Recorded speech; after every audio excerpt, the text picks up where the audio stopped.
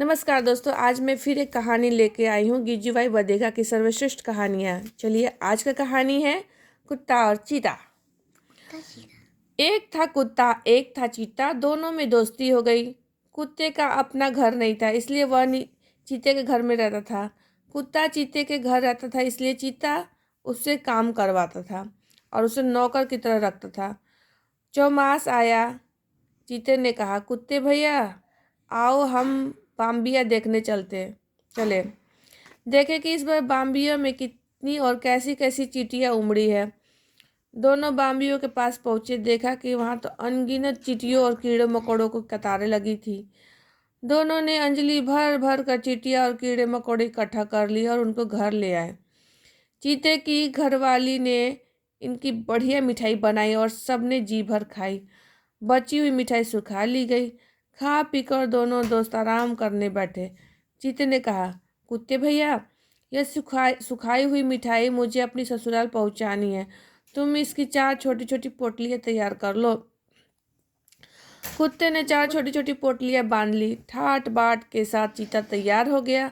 हाथ में सारंगी ले ली और वह गाता बजाता ससुराल चल पड़ा। कुत्ते से कहा, तुम ये पोटलियां उठा लो। आगे आगे चीता और पीछे पीछे कुत्ता।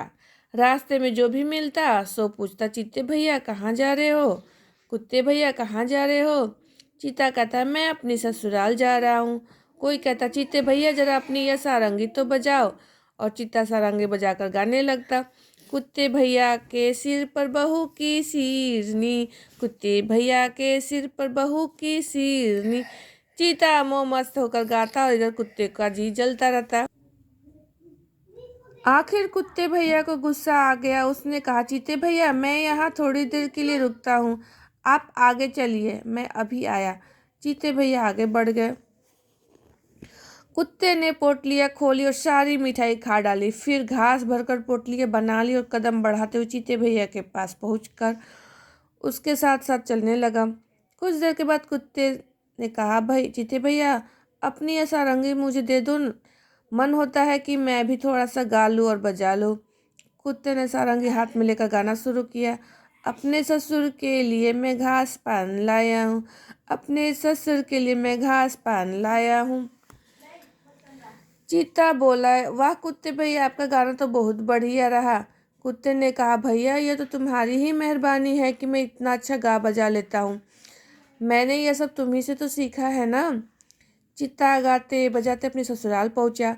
ससुराल वालों ने सबके कुशल समाचार पूछे। चीते ने भी अपनी तरफ से सबकी राजी खुशी पूछी। चीता तो जमाई बनकर आया था, उसका अपना अलग ठाट था, वह कुत्ते को भला कौन पूछता। सास ने जमाई को बड़े प्रेम के साथ हुक्का दिया। चीता बैठा बैठा गुड़गुड़ाने लगा। कुत्ते को किसी ने पूछा तक नहीं। कुछ देर बाद सबकी नज़र बचाकर कुत्ता बाहर निकल आया और दौड़ते हुए अपने घर की तरफ चल पड़ा। हुक्का गुड़गुड़ाते हुए जमाई ने हंसते हंसते कहा, आप सबके लिए मैं ये मिठाई लाया हूँ, बहुत बढ़िया है।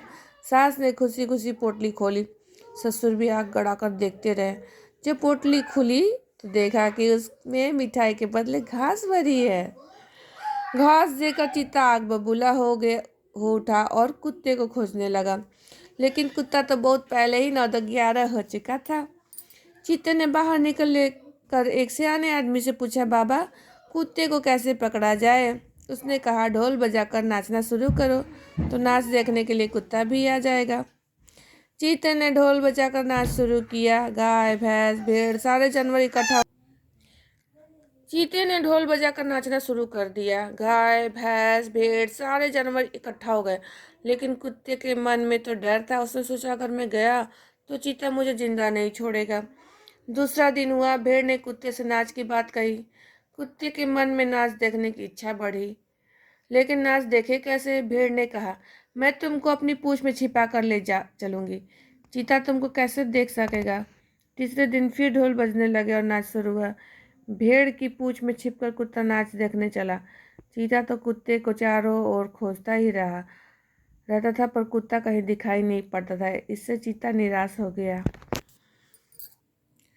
अगली रात के फिर ढोल बजवाए और नाच शुरू करवाया।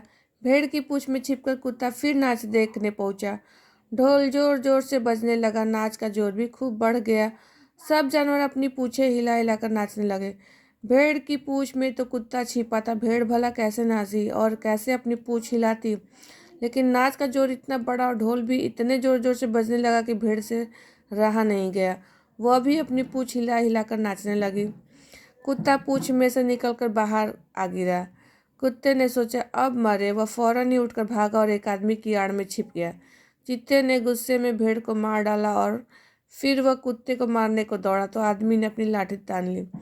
चीते ने कहा, अच्छी बात है कुत्ते भैया, कभी कोई मौका मिले दो, किसी दिन तुमको अकेले देखूंगा तो मार कर खा ही जाऊंगा।